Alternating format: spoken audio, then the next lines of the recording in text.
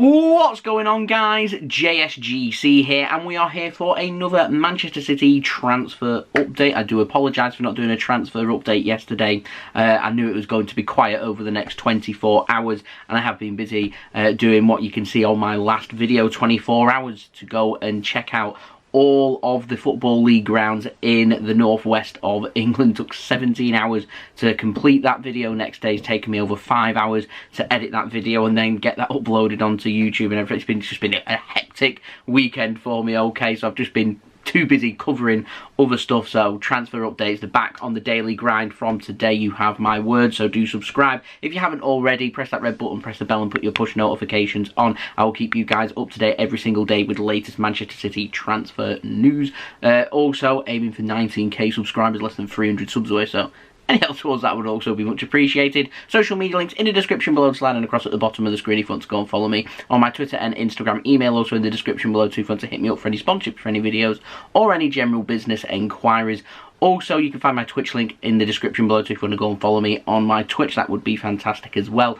Also, leave a thumbs up if you do enjoy this video. Once more, 400 likes, that is the like goal. Can we hit that? That would be amazing. And also, don't forget to leave your thoughts in the comments below of what you made of these transfers. Interesting couple of outs in this video, with a couple of futures of a couple of Manchester City players that aren't really in and around the first team squad, but could generate a lot of money for Manchester City. We've also got a little bit of contract news and also Harry Kane. That's literally the name on everybody's lips right now. So we're going to start off first with the contract news, and it's a little update on Ruben Dias's contract. Now, the Daily Star, they're reporting Ruben Dias, he's set to get a pay rise by Manchester City. So I don't think this is going to be a new contract for Ruben Dias. However, he must have some clause in there about performances and how he's performing that he's going to be given a pay rise. The Daily Star reporting that his wage is going to be going up to £140,000 per week. I'm extremely jealous. I wish I was on £140,000 per week.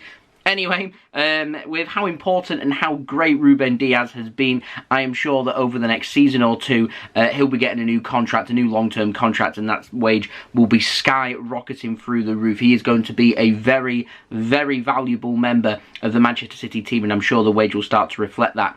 Give that a year or two, and I reckon that could well be double. That's just my prediction, though. But it is fully deserved for Ruben Dias in getting this pay rise, so a big congratulations to him. He's had a fantastic first season at Manchester City, and I am looking forward to seeing what he can do going into the second season as well. He's been completely influential for us at the back, and I'm looking forward to seeing more of him. I'm looking forward as well to seeing Ruben Dias and John Stones' partnership forming once more, and I'm looking forward to seeing Aymeric Laporte getting more minutes, I do hope, because I think they're all class, and Nathan Ake as well. I've got a feeling that we're not going to be signing the left back, and I've got a feeling we'll be seeing Ake more, and it may well come at left back rather than at centre back. So I think we'll start seeing more minutes for a lot of players. I'm just genuinely excited to get Manchester City in football back, if I'm completely honest with you.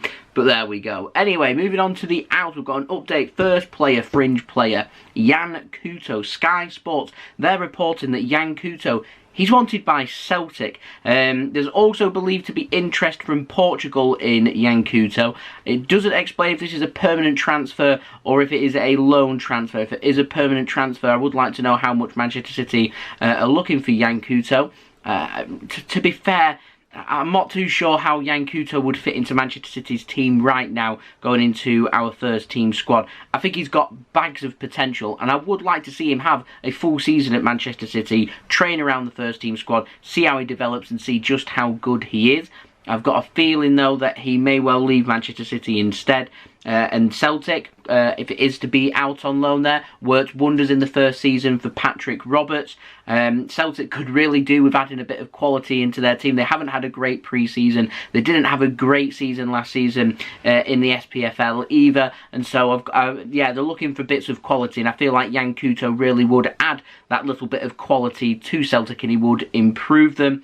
Ideally speaking, and I don't mean this in any disrespectful way to the Scottish League, but ideally speaking, I would be looking for Yangel Couto to be going to a division where he's going to be tested. I know Celtic and Rangers, two extremely good teams, and there's bits of quality in and about the Scottish Premier League as well with some other teams. I just feel like if we're wanting the best out of Yangel Couto, I feel like there'd probably be, if we made it, if it is loan, I'm presuming this is a loan, by the way. If it is a loan, I just reckon there'd be Premier League clubs interested interested in. I know week in, week out, it'd be going up against testing quality opposition, and that's really what I'd be looking for to try and get the best out of Couto. However, if it is a permanent transfer and Celtic are willing to pay what Manchester City are wanting for him, then so be it. It doesn't really affect Manchester City. We'll see. We'll see what happens with that. Now, moving on, we've got another update on another fringe player in the form of Yangel Herrera. Now, I love Yangel Herrera. I think he's a really good player. I feel like in 1 or 2 seasons' time, he could be our long-term replacement for Fernandinho. Yet here I am speaking about Manchester City potentially selling Yangel Herrera, and it makes me sad, it really does. He's tested himself over the last couple of seasons in La Liga in Spain. He's had 2 fantastic seasons with Granada. There's no doubt in his quality. I'd get him out on loan into the Premier League, see what he can do. Fernandinho probably won't be continuing at Manchester City after next season. Get him to a quality Premier League club, get him out on loan and get him back in is what I would be looking towards. But Man City looking for the cash instead. Or that's what Stuart Brennan at the MEN is reporting anyway. He's reporting that there is demand and there is interest in Yangel Herrera. We know Premier League clubs are interested. We've heard Leeds before, we've heard West Ham as well,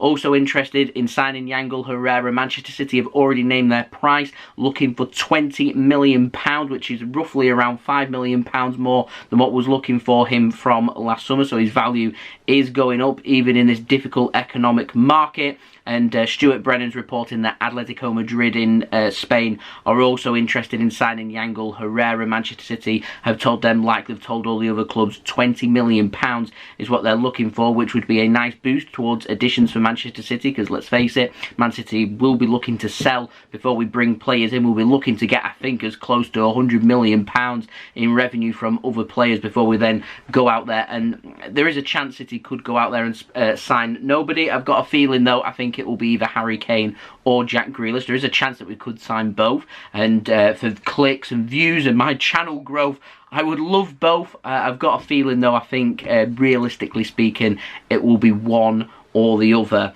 and I feel like £100 million in terms of net spend and making money and profit for the club and the business itself with player sales, I feel like that would really help in us making a quality addition. And that could well come in the form of Harry Kane. Now, if you've been living under a rock, Manchester City, it was reported right at the back end of last week that Manchester City were believed to be closing in on signing Harry Kane. Daniel Levy had let his guard down. He was willing to sell Harry Kane. There's a gentleman agreement for him to leave Tottenham Hotspur. And there's a general feel that he was going to leave Spurs and he was going to join Manchester City. The Sun ran the article, £160 million, £400 per week. Absolute codswallop that, by the way. And so, yeah, we ended up getting stuck in the mud, and then news has started to emerge that there is a distinct possibility that Harry Kane actually will be staying at Tottenham Hotspur. Now, I do believe that Manchester City, this is what we're working on in the pipeline. We're working on this. Contingency is Jack Grealish, and we'll see what happens with either of them players. The problem we've got with Grealish being the contingency, I think the longer we leave that as a contingency, the more likely it is he'll sign a new contract at Aston Villa, and if he does, then all eggs are into one basket with Harry Kane. And it's been reported that we have got other players in attack that we're looking at other than Harry Kane, that if Harry Kane doesn't work out, we can go and look at other players, but there's been nothing reported about for whom them players are. And I don't think there's too many players out there that are of the quality of Harry Kane that's used to the Premier League that I can guarantee right now if he played 38 games for Manchester City next season, he would be the top goal scorer. So there isn't many players that can guarantee that. So I'm wondering about the quality of these strikers that we're going to be bringing in instead. Anyway, the Mirror, they're reporting City, it's not going to be £400,000 per week, it's going to be £350,000 per week. Again, I just don't see City breaking their wage structure. That would put him right on par, maybe even over what players like Kevin De Bruyne, Raheem Sterling, players that have been here, 4 or 5 years, even more than that, that have been working their socks off, working their way up the pay scale, like Ruben Dias is, and he's working his way up, that all of a sudden a player just strolls in and gets paid more than everybody else. And I know that's how the business in football can work. It's just not really how Manchester City work. if there was to say maybe £300,000 per week, I would say that's believable, and I'm glad that the wage is coming down, and I can see City including a lot of bonuses on that to try and get that sorted. But I've got a feeling this deal's going to drag on for the next few weeks. There were people saying that City may be looking to try and get this sorted before the first game of the Premier League season against Tottenham Hotspur. People were saying that Tottenham Hotspur wanting to spend money, they'll want the money sooner rather than later, rather than risking getting towards the end of the transfer window instead and having the money but not actually bringing anyone in, and Spurs are starting to spend a little bit of money as well. People can read between the lines with that, by the way, if you wish. However, I just feel like it's such a big, complicated transfer that the transfer naturally is going to take weeks to get completed anyway. We're not really close to getting the transfer sorted. We need to get a fee agreed first with Tottenham Hotspur, and that's a massive hurdle. The fact that Daniel Levy is willing to listen and willing to perhaps negotiate is a step in the right direction. The hurdle's still there though. Until that fee is agreed, I probably wouldn't get too excited. Get a little bit excited, just not too excited about the transfer, because things can go wrong, and the word I'm hearing from Manchester City is they're happy to be patient, they're happy to take this even to transfer deadline day, which will make a very exciting transfer deadline day if we do get the coup of signing Harry Kane. However, it won't be very good for my heart, but we'll see. Anyway, both clubs are looking for a resolution. They're looking for a resolution at some point in August. They're looking for around the middle of August when we do play Tottenham Hotspur. So they want one way or another that the transfer is going to go ahead or the transfer isn't. The Athletic are saying that Harry Kane, he will not be sold by Tottenham Hotspur this summer, and Tottenham have communicated this across to Harry Kane. If that is true, then the only way Harry Kane will join Manchester City is a very simple thing to do, and it's not a thing I think he will do, but he may need to do it if he does want to leave Spurs, and that's simply force through the move. Not a gentleman's agreement. Comes in the form of a letter. Slap it on Daniel Levy's desk.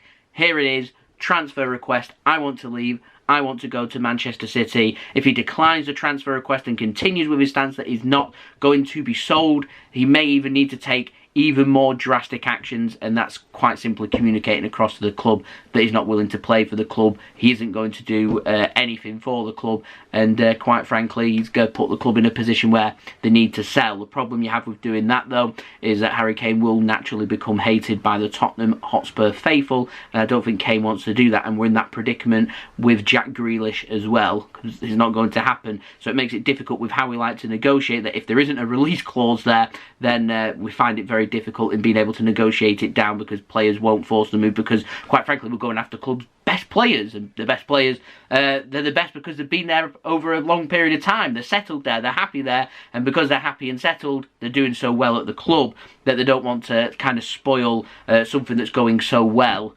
So yeah, we're getting to a forefront. Something's going to happen, something has to happen. When that will be, who that will be, who knows? It's a transfer ride. I hope everyone enjoyed the video. And yeah, I'll keep you all up to date with this ride every single day. So don't forget to subscribe if you are new around here. Press that red button, press the bell, and put your push notifications on. I am aiming for 19k subscribers, less than 300 subs away. So any help towards that would be much appreciated, hoping to hit 19k. I'm hoping in the early parts of this week that would be fantastic. But we'll see. We'll see. Anyway, any help towards that would be much appreciated. Don't forget also, you can find my social media links. They're in the description below and sliding across at the bottom of the screen if you want to go and follow me on my Twitter and Instagram. My email also in the description below too, if you want to hit me up for any sponsorships for any videos or any general business inquiries. My Twitch link also in the description below too, if you want to go and follow me on my Twitch. That would be great. Leave a thumbs up if you do enjoy this video. 400 likes is what we're aiming for once more. And lastly, let me know your thoughts in the comments below. Harry Kane, what do we do? How do we break the deadlock with this Kane transfer? What would you do about Yangel Herrera and Couto? Let me know in the comments below, and I'll be back again tomorrow for the next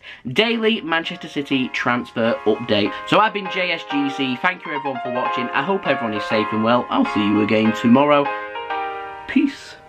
Ciao for now.